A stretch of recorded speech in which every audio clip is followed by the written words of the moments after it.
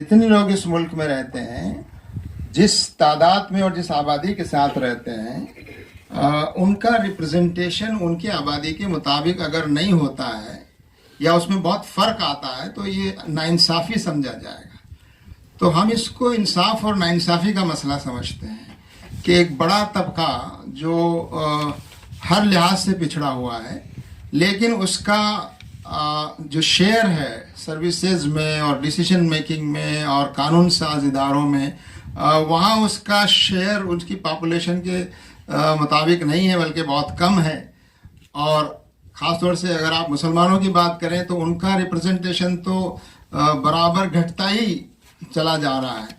तो ये इस डेमोक्रेसी को कमज़ोर करने वाली चीज़ें हैं। तो इसलिए हमारा कहना ये है कि हम कास्ट को कोई फ़र्क के तौर पर हम नहीं देख रहे हैं कि कोई बड़ी है छोटी है या कोई ऊंचा है नीचा है। हम तो कहते हैं सब बराबर है। लेकिन जो सोशली बैकवर्ड हैं, एजुकेशनली बैकवर्ड हैं और एक लंबी मुद्दत से बैकवर्ड हैं, उनकी आबादी के मुताबिक अगर रिप्रेजेंटेशन नहीं होगा तो वो डेमोक्रेसी कमज़ोर डेमोक्रेसी कहलाएगी।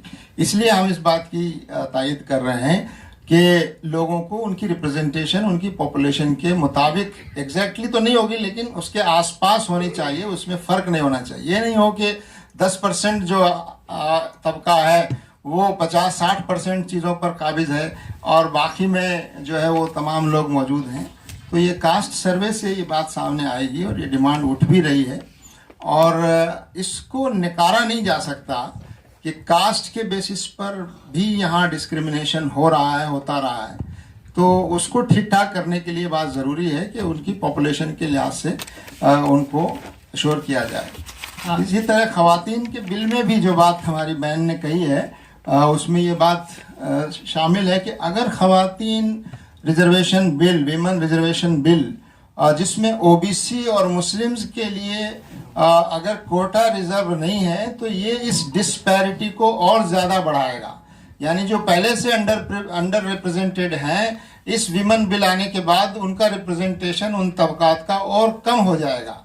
और जो पहले से ज़्यादा रिप्रेजेंटेड हैं जो तबके, ख़वातीन के रिप्रेजेंटेशन के साथ उन तबकात का रिप्रेजेंटेशन पहले के मुकाबले में और बढ़ जाएगा। इसीलिए जमात इस्लामी हिंद इस बात का डिमांड कर रही है कि ओबीसी को रिजर्वेशन इसमें होना चाहिए और मुस्लिम्स जो बहुत ही ज़्यादा अंडर रिप्रेजेंटेड हैं उनका रिजर्वेशन भी इसमें हो, तभी सही माने में ये रिजर्वेशन बिल जस्टिफाइड कहलाएगा। अभी ये बिल जो है वो कमज़ोर तबकात के साथ एक नाइंसाफ़ी वाला बिल है। वो भी वही डिमांड कर रहे हैं। जो ओबीसी हैं, जो बैकवर्ड हैं, उनका रिप्रेजेंटेशन नहीं हो रहा है, तो जाहिर है हम तो उन्हीं को इंसाफ दिलाने की बात कर रहे हैं। साथ में ये भी कह रहे हैं कि मुसलमान भी अंडर रिप्रेजेंटेड है, उसके रिप्रेजेंटेशन को बराबर करना तो दूर की बात है और कम करने की तदाबीर की जा रही हैं।